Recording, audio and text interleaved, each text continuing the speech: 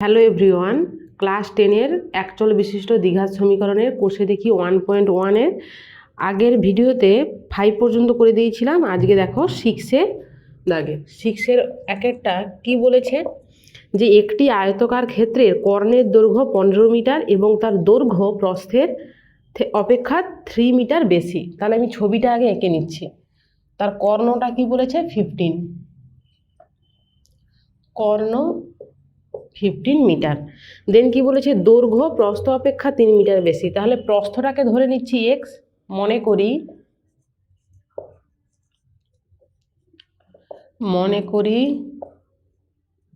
প্রস্থ equals to x metre. তাহলে দৈর্ঘ্য কত হচ্ছে, দৈর্ঘ্য equals to x plus 3 metre. তাহলে ছবিতে যদি এটা বসাই তাহলে এটা এক্স প্লাস 3 আর এটা এক্স। তাহলে এটা কি আয়তক্ষেত্রাকার, তাহলে এটা 90 ডিগ্রি।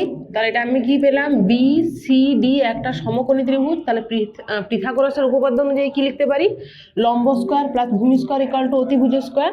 তাহলে সেখান থেকে x square plus x plus 3 এর হোল স্কোয়ার ইকুয়ালস টু 15 এর স্কোয়ার। দেন কি এক্স স্কোয়ার, এটাকে এ প্লাস বি হোল স্কোয়ারের ফর্মুলা, এক্স স্কোয়ার প্লাস তাহলে কত হচ্ছে 6x প্লাস 3 স্কোয়ার কি 9 equals to 225।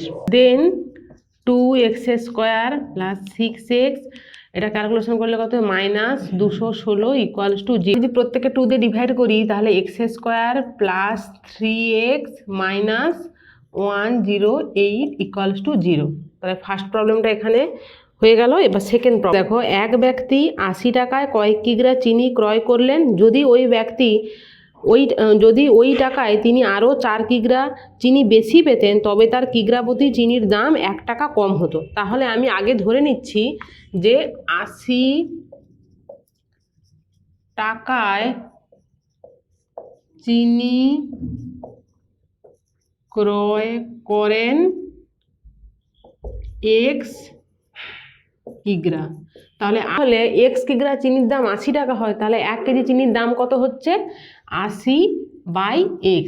Same to same দেখো, তাহলে এখানে কি বলেছে যদি আরও 4 কেজি চিনি বেশি কিনেতেন তাহলে তখন 1 কেজি চিনির দাম কত হতো, তাহলে 4 কেজি, তাহলে এক্স প্লাস 4 কিগ্রা চিনি দাম কিনেছে 80 টাকায়, তাহলে এক্স প্লাস 4 কিগ্রা চিনি কিনেছে। তাহলে সেখানে 1 কেজি চিনির দাম কত হতো 80/x প্লাস 4। এটা এবার কি বলেছে দেখো, এখানে কি 1 কম হতো, তাহলে বিয়োগ দিচ্ছি, বিয়োগ ইকুয়ালস টু 1।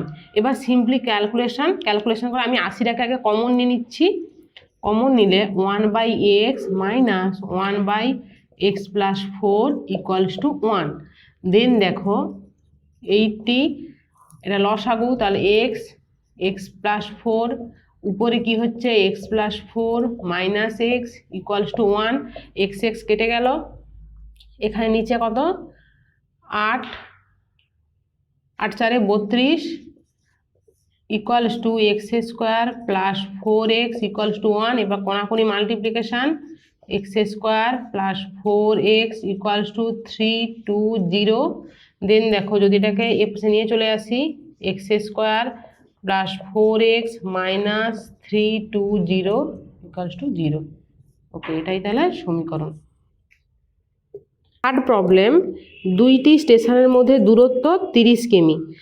একটি ট্রেন প্রথম স্টেশন থেকে সমবেগে দ্বিতীয় স্টেশনে গেল। ট্রেনটির গতিবেগ ঘন্টায় 5 কিমি বেশি হলে ট্রেনটি কি দ্বিতীয় স্টেশনে যেতে 2 ঘন্টা সময় কম লাগতো। সেম আগের ম্যাথের মতোই। তাহলে আমি লিখলাম কি যে এটা আমি ছবি যদি আঁকি তাহলে এ স্টেশন বি স্টেশন, এ স্টেশন আর বি স্টেশনের দূরত্ব কত 300 কিমি। ওকে, এবার তাহলে বলছি কি, তাহলে ট্রেনের গতিবেগ কত ছিল আমি ধরে নিচ্ছি যে মনে করি ট্রেন কত গতিবেগে গেছিল, ট্রেনের গতিবেগ ইকুয়ালস টু এক্স কিমি বাই ঘন্টা। আচ্ছা, তাহলে এখানে এবার দূরত্বটা কত 300 কিমি। তাহলে এখানে তাহলে এবার সময় বের করি। সময় তাহলে কি হচ্ছে, আমরা কি জানি দূরত্ব সমান, আমরা কি জানি গতিবেগ সমান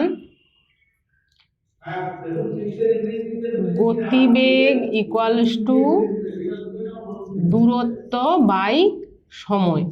তাহলে সেই হিসাবে আমরা এখানে গতিবেগ এক্স কিমি ধরে নিচ্ছি, আর অলরেডি দূরত্বটা ছিল কি 300 কিমি। তাহলে সেই রেসপেক্টে সময় কত হচ্ছে, সময় তাহলে দূরত্ব বাই গতিবেগ, তাহলে কি 300 বাই এক্স।